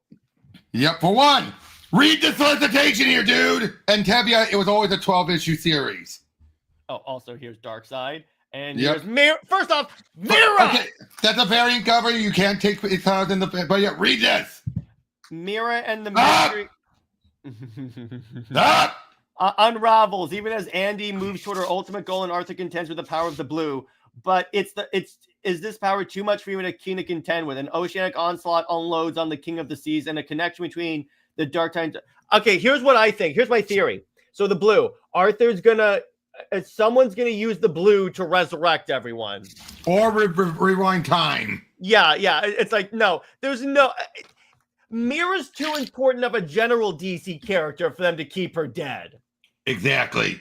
Like, now we got Justice League. We got Justice League Red next. Okay, I'll make a decision once the first issue comes out. That's on my pull list. That's on my pull list. I love it. Cheshire and Cheetah have a secret plan. Can I say, I like because I think Nicholas Scott improved, particularly on her faces, because they look way better than they did in the past. Yep. Movie theater. Wait, what? Hopefully this Christmas I can give you a gift of chicken. I have no idea what that means. But I mean, if you want to give me something, that's great. But might as well the solicitation for Cheetah Cheshire. Have a secret plan to rob the Justice League and rats, we almost gave it away. Yeah, I love that. Green Lantern. That's a good one for Kyle. I like that one. And then Terry Dodson drawing Hal Jordan. I don't think I've ever seen him draw Hal Jordan. So that's nice. Yep. Green Lantern Corps obviously being drawn. There's my lady. And you notice though, notice Adams is now off the book. It's now Morgan fully. Interesting. Probably was there to get the ball rolling. Yeah, exactly. And then we have JSA 23 by Lemire. Is that any good? Yep. By the way, Anthony asked me a question earlier. Outside of Supergirl, Women of Tomorrow, do you have a favorite Supergirl storyline? Oh, yeah, plenty. Peter David's run, but that's a different Supergirl. If you're working for Kara, I'd have to say, well, there's that. New 52, baby. Read that. I'd say a lot of I actually found a guilty pleasure in a lot of her post-crisis stuff after introduced in Superman Batman. Mm-hmm. Yeah, that's some fun stuff. So then we have Green Arrow. Yeah, I've never really been a big Green Arrow guy. I dropped that after Williamson left. Yeah. Didn't like that. Went back to the grounded stuff. And then we have the Book of L, which I'm like, okay, that's kind of cool. Oh, yes. League versus Gods. These covers are incredible. But you want to see my favorite? My favorite's literally the next one. Yep. Actually, no, not this one. My favorite's coming up. So you got this. That's my favorite. Oh, yeah. Oh, hell yes. Oh, my God. That's so good. I love it. And then we have Gotham Academy. I guess. They're doing more of that. And essentially the Justice League by Gaslight. I'm not a fan. I gotta be honest. I'm not. I love Diggle's work. Yeah, it's not that. So we have Immortal Legend Batman. I'm so curious on what this is gonna be. I won't decide till the first issue. Yeah, we'll see. I may put it on my thing. Joker and Harley. So that's the follow up to Criminal Sanity. I don't think I've ever read that. Oh, you should, dude. It's very grounded. Really? And we have the Kryptonite Spectrum. Interesting. Batman's second night. It looks like it's exploring his earlier days as Batman. Well, it's a follow up to the first night. Oh, okay. This Tom Taylor Children of the Round Table, which I think is connected to DC because you have they said Morgan was involved. Okay, it's or like, Moreland. Yeah, exactly. So Mad Teen Titans Go. Yeah, and that's pretty much it. I may have to pick up the Christ on Earth 1 facsimile, and then they have obviously they have the volumes. I'll obviously pick up every volume. Green Lantern by Robert Venditti, Omnibus Volume 2 is out. Will be out. Dope. Yeah, it's like there's a lot of really good stuff coming out from DC. Like, oh my God. Superman, New Krypton. So they get a Omnibus Volume 1 because that was such a big story. I need to pick that up because I've always wanted to read New Krypton. And Young Justice Volume 2. Yeah, exactly. There's a lot of good. There's there's another Wonder Woman Silver Age, but the one omnibus that completely, like, I was like, called it, but I'll take it. They're finally releasing Volume 2, re-releasing of Perez's Wonder Woman omnibus. Yep. I knew that they were doing literally every other run, so it's like it wouldn't make sense if they didn't do that. No, NJ, they are releasing, they're re-releasing like practically every Wonder Woman run in an omnibus. Exactly. Either a Silver Age omnibus or a particular run. Yes. And can I say this, Robert? I think, my theory, this is due to the success of Absolute Wonder Woman. Because if you notice before that, they weren't really releasing like Jimenez or like Perez and stuff. All of a sudden, we're getting like every Wonder Woman run getting restocked. I think at least That it could showed be them there's cash in there. That could be that. Who knows? Who knows? Yeah. Who knows? It's a theory on that. Yeah, because a lot of these were teased well before Absolute really got off the ground. True. Young Justice Volume 2. Bring back Sensation Comics. But here's the thing. It isn't Sensation Comics always like a mini-series? It's never an ongoing, right? No, never been an ongoing. If you're saying make it an ongoing, okay, that's fine. But unfortunately, Wonder Woman sales is not enough. Yeah, you need it to be more. You either need another movie coming up, or you need the sales to be worth it to feel like people are going to go buy it. Unfortunately, Wonder Woman has never had the need for more than one book. Here's the thing. I think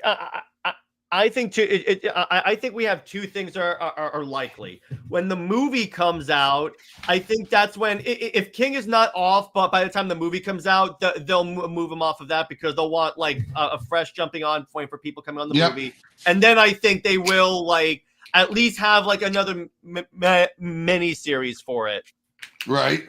Yeah. But as far as an ongoing, no. Yeah, you need it to be in order for it to be an ongoing. They would have to have it come out as a mini, and then it's like completely does gangbusters. Which exactly. It could. And you would need the sales to be lasting quite a while. And Tevia, it doesn't count as a second Wonder Woman book. No. First of all, a mini does not count as a second book. Superman Limited is for the first time in ages a third Superman book. Yeah, because I don't think there's been a third book since Adventures and like but after Infinite Crisis, right? Yeah. I'm like, oh, okay. Actually, no. Superman Son of Kal-El would count. Oh, okay. Yeah. That would count. That does count. Yeah. All right. I'll give you that. If she had sales, that was the third book, but yeah. Yeah. And Supergirl would count. Supergirl counts. So technically, we're gonna have 4 books. So we're back to like around the time we died when there were 4 books? No, that was 4 Superman books. I'm saying just 4 Super Family books. Okay. It definitely could. No, and NJ, we're not saying it can't. We're saying in order for DC to turn it into that, yes, it could. It could. Look, the main reason why Superman, for example, used to have the 4 books. Now, Adventures existed so they can keep the original numbering of Superman Volume 1. That way, then, if they ever choose to go back to it, which they did, they can then just cancel Superman Volume 2 and go back to the original numbering because they were still printing stuff under that numbering. Mm-hmm. Then, and then Man of Steel, that lasted until sales weren't enough to keep it going. So basically, there was a point where Superman was able to carry 4 books. Then they went down to 3, but one of them was out of obligation. Because with 4, wasn't it where after he died, it was the 4 Supermen, each book followed one of the 4, like Cyborg, Steel, and Superboy, and all that? Yeah. By that point, they had the 4 books already. Yeah, exactly. And then it's because of sales, MJ. That's why Batman and Superman get multiple books. If Wonder Woman, now, do I think let me be clear about this. Sales wise, do I think Wonder Woman and Angie, I'm going to address that. Do I think Wonder Woman, because of Absolute, is in a healthier position than she was in the past because of like that book, the brand being associated with one positive book? I think it boosted. Here's the other issue, though. When you think Batman and Superman, what titles come to mind immediately? Death of and Nightfall. No. Titles, book titles. Their name, and then Action Detective. When you think Wonder Woman, you don't think Sensation. They would probably do like Amazons or something like that, or do like the Wonder Girls book. Yeah, but you get my point though, right? Like with Superman and Batman, they are synonymous with those books, and those books have continued to go to the point where they're in the thousands. Sensation ended long before that and never kept going. So even if they did do it, You really need a miracle for them to do it. And you would need a miracle for like everyone else to like hop on. But to be clear, NJ, yep. To be clear, NJ, we're not saying it's not going to work. We're just saying it would be there's too much stacked against it and Absolute was like in the perfect scenario where it was a fresh new number one. You had a run that was very controversial, and you had an initiative that everyone was on board for. By the way, Tamayo, Deadman Batman, and the Marvel Deadpool Batman is going to be in October, not September. Yeah. So before we before we go to Peacemakers, since we're on the comic book kick, I want to recommend something. So Robert and I are going to go into more details on next week's UTC. But if you guys are interested in Alien comics, I have 4 ones that I'm going to recommend. Well, I'll go grab mine. Yeah. So what we got here. So one of these is Dark Horse. 3 of these is Marvel, because Marvel had Philip Kennedy Johnson write the Alien comics. He does it flawlessly, superbly. So first, we have Alien Bloodlines, which follows someone that used to be like that used to be like chest hugged, if you will, a face hug, and then survived. Then you have Revival, which follows a colony under attack by xenomorphs, and then Icarus, which follows a synthetic special forces team. And then you have Alien Genocide, which follows a civil war amongst the xenomorphs between the black aliens and the red aliens. So you have that. And by the way, who wants to bet those comics are going to be signed?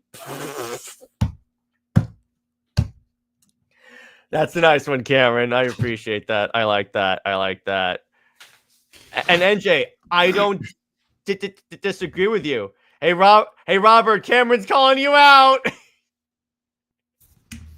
Are they signed? God damn it. Wait, let me double check. Oh, well, of course. Yeah, there you go.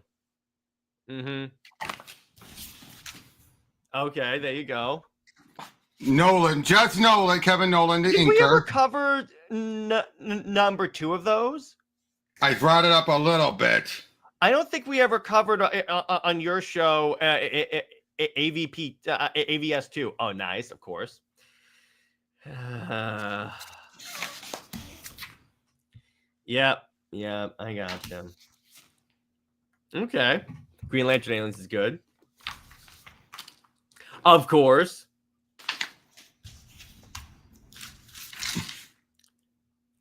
You have the original like script screenplay.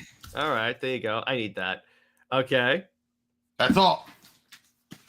Is the Alien 3 thing just an adaptation of Alien 3? Adaptation of a script that never got far. Is that the one that became the audiobook? Yep. I need that. Yeah, I definitely need that. That is so cool. Come on. Come on. Dweeb.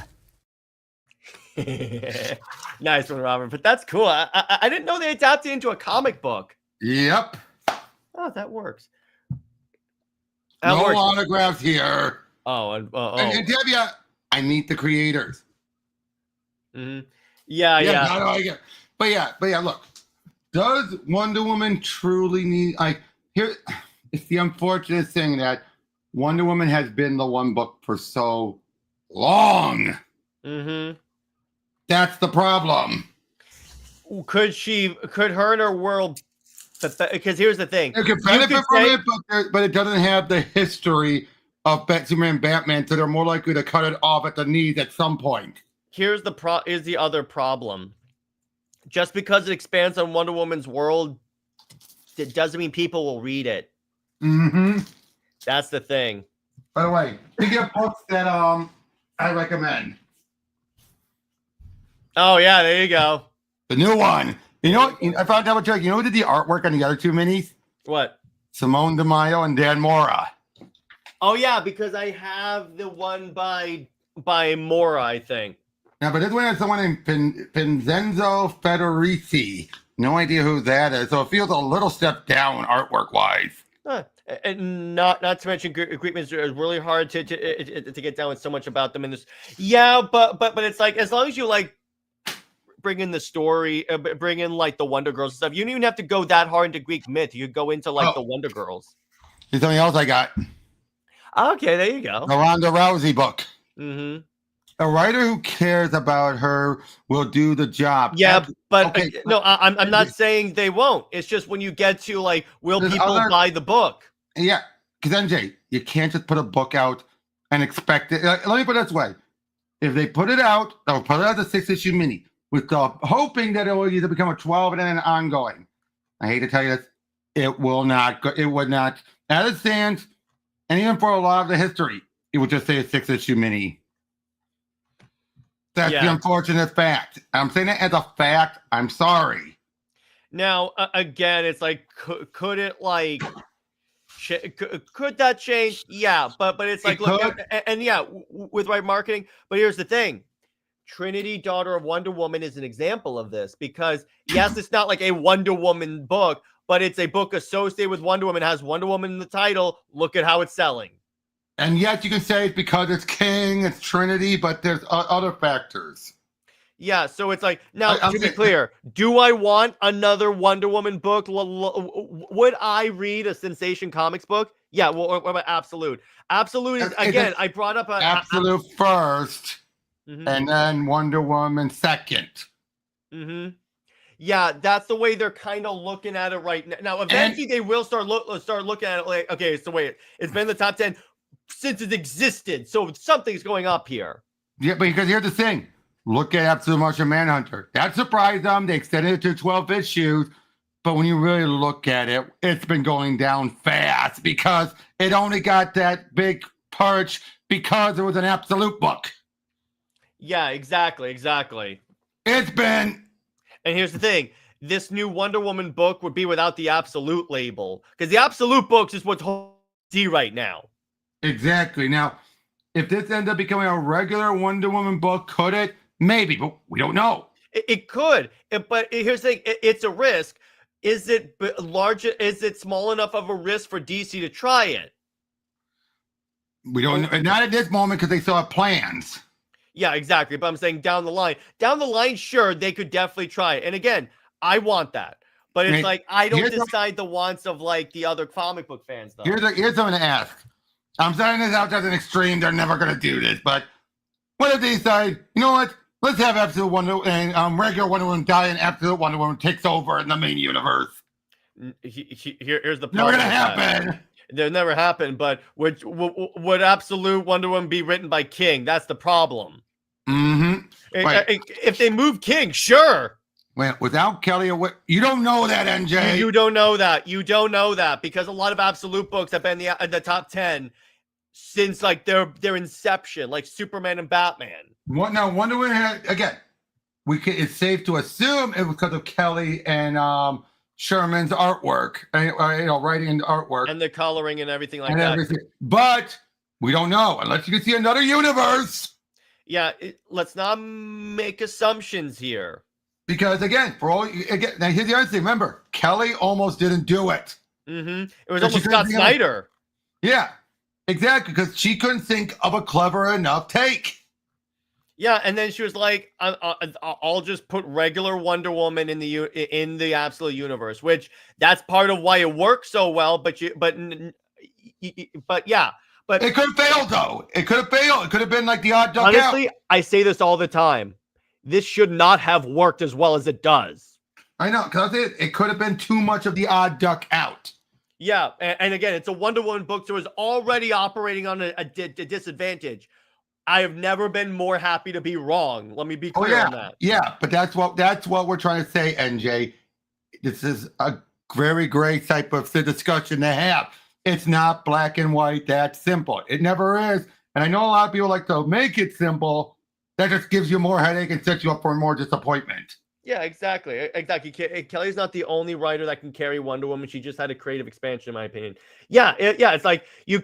Now, I don't honestly after hearing Rocca's statements on Cheetah. I don't want Rocca writing Wonder Woman, but there's plenty of other good ones like Adams that would write a kick-ass Wonder Woman. Yeah, a person was at the right spot at the right time. That's where a lot of these good variants come, and these good runs come from. Like, again, Greg Rucka on Adventures of Superman. Great choice then.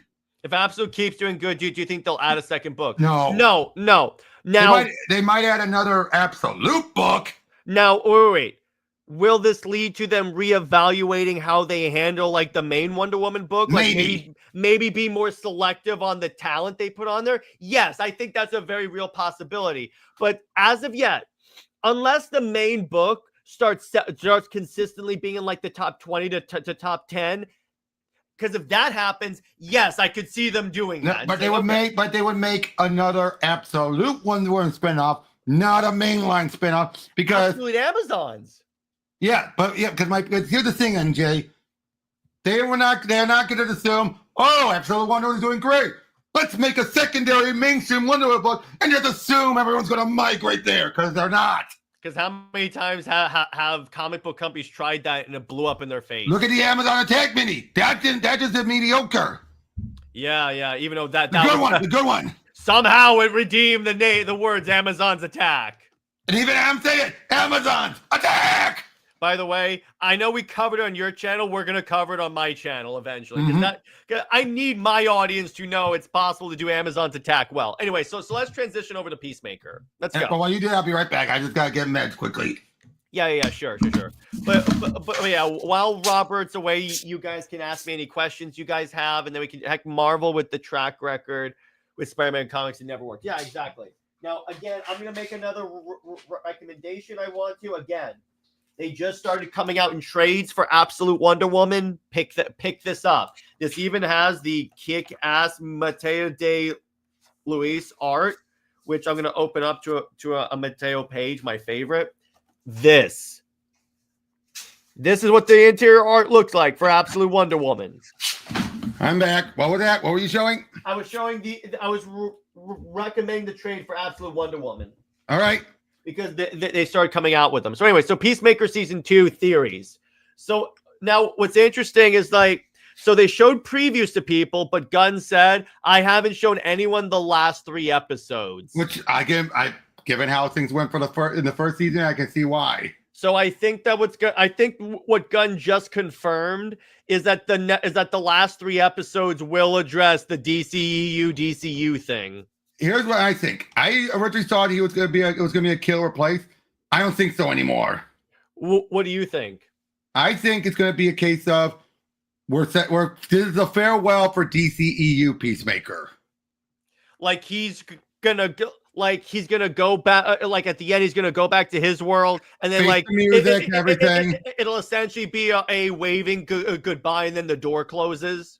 Yes, and then we're going to focus on DCU Peacemaker going forward. That's a good way to do it. I would be cool with that. The whole point of this is to use someone from the old DCU, then say what carried over. Yeah, okay. Because obviously, you could never do that with someone straight from DCU. You need someone from the other universe to explain the differences. Yeah, because if you notice in the trailer, he talks about this is just like my world, only better. And then he can talk about what makes it better and stuff. Yep. Big even saying, does Aquaman fuck fish in this universe? Who's Aquaman? Yeah. Never mind. Yeah. Is Superman with Wonder Woman or is he with Lois? I don't know at this point. Something like that. Yeah, exactly. That's the thing. Peacemaker is the perfect one. He's the perfect character for this. Yeah, because he is their Deadpool stuff and he has the portals and stuff. Yeah, it looks like the one that we're following is still the DCEU. He crosses over to the U. The other one. Yeah, he temporarily replaces the other one, and then the series ends with him going back to the EU. That's what we think. That's what we think. Yep, I'll buy that. I think because you do not. Because originally it's always going to be a case of he just leaves. We never go back to that universe again. But now we know it's such a case of him going back and forth and everything. Yeah, that went out the window. Yeah, or maybe he stays, and then the EU, and then in the EU, that Peacemaker dies because, like, maybe a General Flag kills him, because there's a General Flag in the EU, and Peacemaker essentially says, "I want to die for what I did," or something like that. Yeah, something like that. Either way, this is a swan song for him. Yeah, and that works. And then they multiverse deal kind of thing, yes, but simplified. Yeah, because in this thing, as opposed to like them being different globes, it's just walking through different doors. Yeah, the randomizer. And you can ask, well, why does it look different than in the Flash? Easy, Speed Force. Not only that, but you also have the bleed. You also have the fact that it's technology. There's any number of reasons why the multiverse looks, air quote, different. Who the heck do you think that alien is? I think it's from the bug Earth that we saw in the trailer or something like that. Like, hey, yeah, fuck you, dude. Wait. Sorry. Yeah, it's all good. Wait, what's that bug creature that was in Superman 1 year later? Oh, the Insect Queen. No, the other one. Hermandra, whatever. Yeah, I know what you mean. Yeah, okay. Hold on, I got it. I'm looking. Give me a moment. Yeah, exactly. It's. Wait. I looked at it. Just give me a moment, dude. Give me a moment. Wait, I got you. I'm looking too. Helgramite. It could be Helgramite. Maybe. Yeah. I know. Cameron says, I'll take it, even though I think Peacemaker really is a Nia season 2, but that's me. But here's the thing. First one was good, but you do. Here's the thing, Cameron. You need someone from the other universe to do it. But someone who is not going to butt heads too much. And they're not going to bring, and we already know they were moving on from the Flash. The Flash is the other one that would logically work. Yeah. So it's like, all right, there you go. Yeah. Peacemaker was the one more low-key enough that you could do it. Yeah, it's the one that no one's going to pay attention, because I guarantee you people will notice the Flash. Exactly. Because by them just going to the door and everything, it's like, hey. Yeah, that works. So I'm like, oh, okay. I would say that's like. And I bet you we're going to find out in DCU, it was the Justice Gang that showed up after the butterflies. Yeah, that's probably what's gonna happen. Then they'll just say that. Yeah. I'll be fine with that, because it's like, all right, at least you said. At least it's like you could still watch that and it lines up. Mm-hmm. Yeah, it's like. But I don't know they're going to bring back that one female cop. I guess she still got turned into the queen and died. Yeah, which that's sad, because I kind of like that. I liked her. I really liked her. I'm like, I love her. She's like the committee assistant, and Yeah, exactly. Now, again, it's like I'm going to give Peacemaker like another try, like a fresh mind.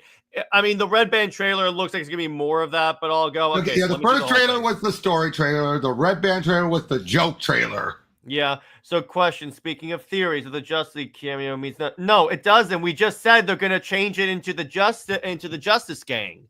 Yeah, then that's the most likely thing for them to do. Yeah, exactly. But the cameo. No, it would matter for the DC EU. Mm-hmm. It mattered for over there. Yeah, it still happened in the EU. Yeah. But it's like we're in the multiverse worlds. There are some times where like the same events happen, but slightly changed. Slightly. It's like in like Earth 2 in the new 52 when Apocalypse invaded. It's just the events were slightly altered. Mm-hmm. Yeah. So I'm like, yeah, there you go. But that's the way I kind of see that going. But it's like, yeah, and that's the easiest way to do it, Robert. It's like, yeah. Like I said earlier, originally I thought it was going to be a case of, oh, he's going to just kill and replace. Because that felt like the most logical thing, didn't it? Mm-hmm. But then, again, once they realized it's a case of, you can't keep going there, come back, you realize you can't. Yeah, what if it's like, for lack of a better term, you know how in DC they have like those anchor characters that have to exist? What if it's like you can't just travel over to another universe? I don't know. Yeah, I know, but it's like, yeah, that kind of works. So I'm like, okay, that could roll around with that. But it's like, yeah, yeah, exactly. I agree with Cameron.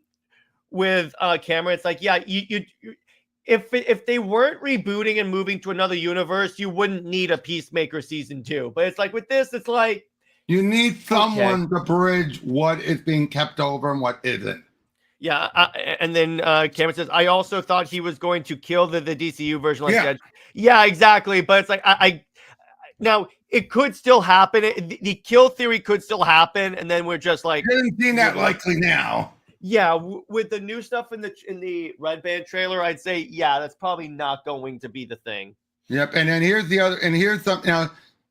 Wait, I had it. I had another point. Oh yeah, there's talk about keeping Idris Elba's Bloodshot, and up in the air about Margot. Where do you stand on that? Margot, no, because she was cast in the DCEU. True, but here's what the thing. Idris, I think, because I would say you could bring him over, because again, it's like, I'd say anyone that was cast by Gunn in the EU, you could bring over. Anyone in the EU, no.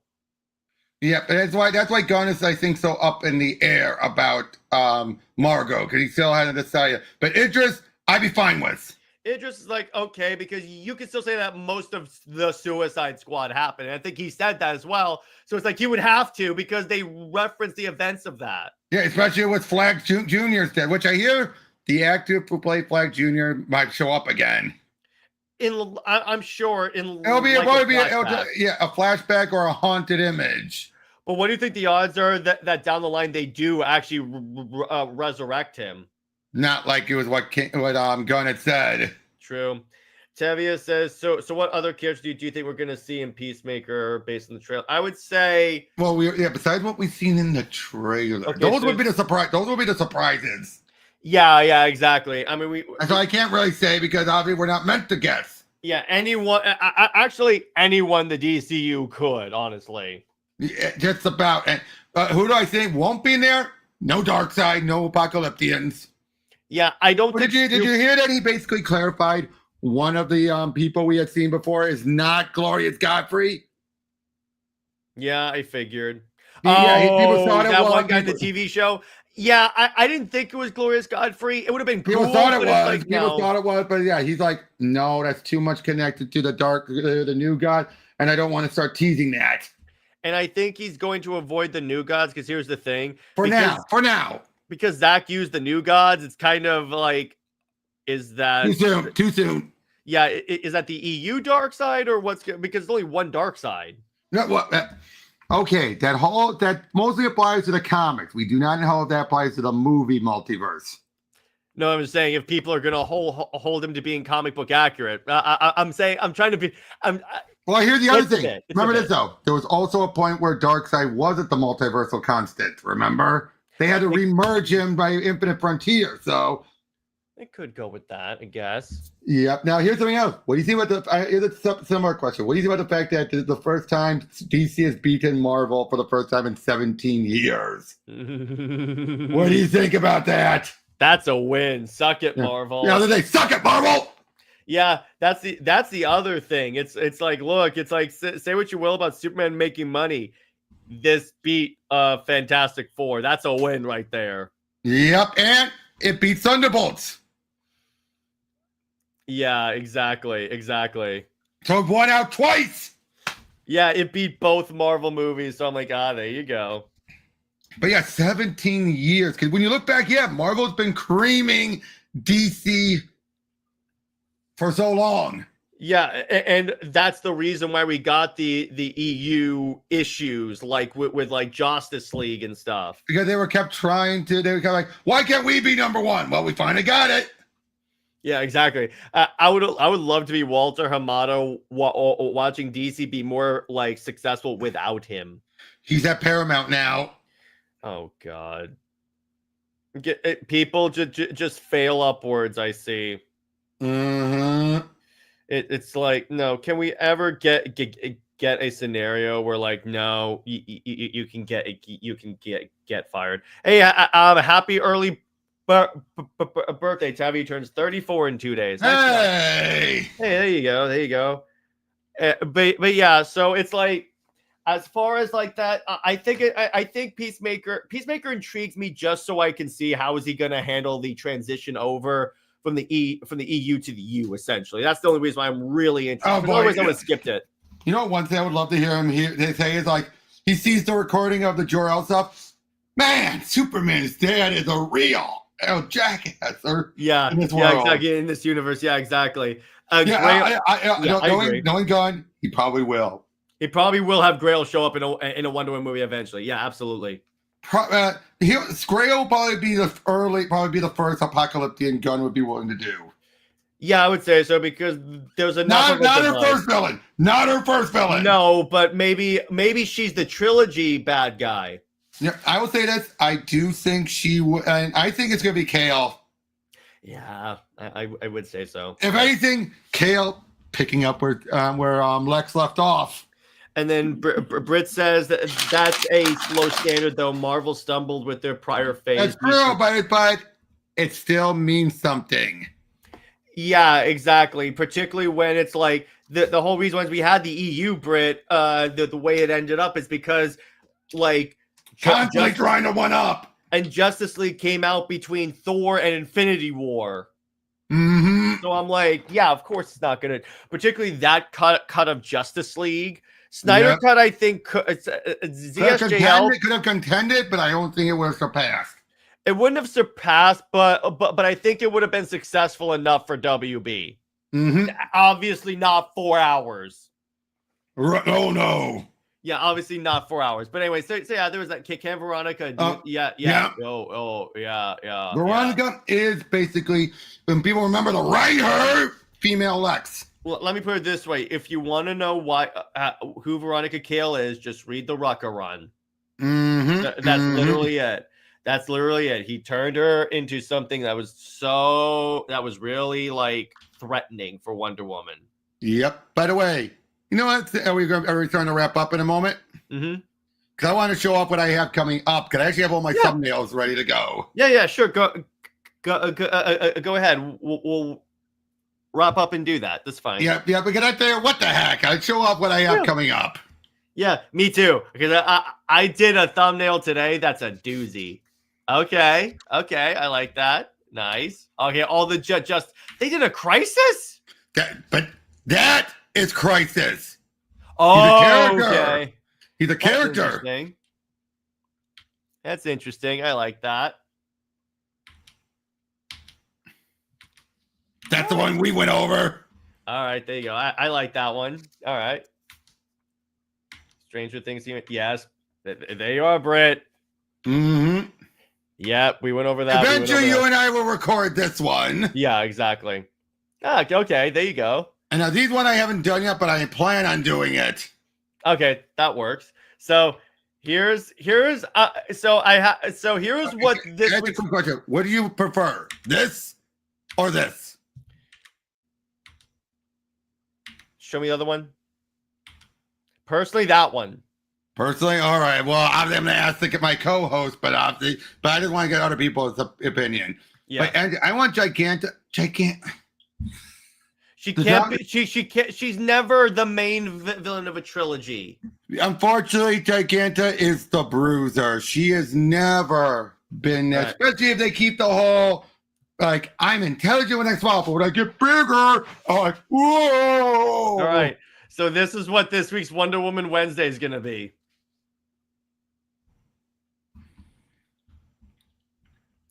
So I figured, it's going to be about it's about it's essentially the fatal flaw of Tom King's Wonder Woman. It's going to talk about Trinity and this and the main series about the worship for Steve Trevor and why that's the biggest week. Because here's the thing. When AIPT reviewed the Trinity 3, you know what's hilarious? None of the praise was about Trinity. Most of it was about like the art and the panel layout. And then my 600. Sorry.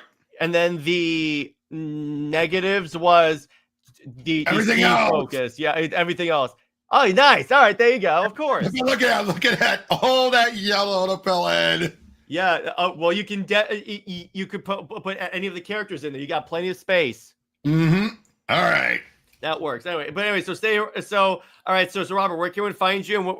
And well, we already saw what you got coming out, but well, I saw a bunch of movie reviews as well. But yeah, link will be down in the description. I got my James Bond retrospective coming up. I will be covering with my friend Alex tomorrow the Watchmen series. Mm-hmm. But seriously, dude, I'm never going to forget. Right as we got to, have you watched the show? Right, you've watched the show. Obviously. I haven't watched Watchmen. No. Oh, should I? Do you recommend it or no? It starts off very strong. Oh, okay. Then it gets to the flashback stuff with Hood of Justice, and then that's when all the retconning happens. Mm-hmm. And right when we got to that episode, my friend was right as we were about to start. He said, "Like, I am loving this. This is becoming one of my favorite shows." From that episode onward, And Jay, no, you'd have to have a fresh take, yeah. But again, she's muscle. What about her, besides being a kaiju-sized character, would make her worthy of being the main villain? Yeah, exactly. You can't really do that. But anyway, as for me, so tomorrow for movie night, we're covering Comic Book the movie, and then for movie night, for Super Wonder Legacy, Britt and I are covering. As far as I know, the times when animated adaptations change stuff and kind of ruin it, so we're going to be talking about like Red Son, New Frontier, about how they wanted to exclude Wonder Woman. Yes, that was a revelation, and all that stuff. You already saw Wonder Woman Wednesday, and next week Robert and I are going to go over those Alien comics I showed you on Under Two Kings. But anyway, but all right, Jared. Normally the Wonder Woman Wednesdays come out at 5 p.m. Eastern every Wednesday. Oh, and for Amazon Answers, I'm going to be talking about Wonder Woman Historia. Nice. So, and then obviously I'll answer all your questions. That'll be at 3:30 on p.m. Eastern time on Sunday. Anyway, stay work, everyone. Remember, Lois Lane is Lois Lane, and Steve Trevor is Steve Never. She belongs with General Zod. He belongs. I'm running out of in the middle of the sun, in the center of the sun. He belongs in a beaker of sulfuric acid. Zois the Max about for life. We'll see you later. Bye bye.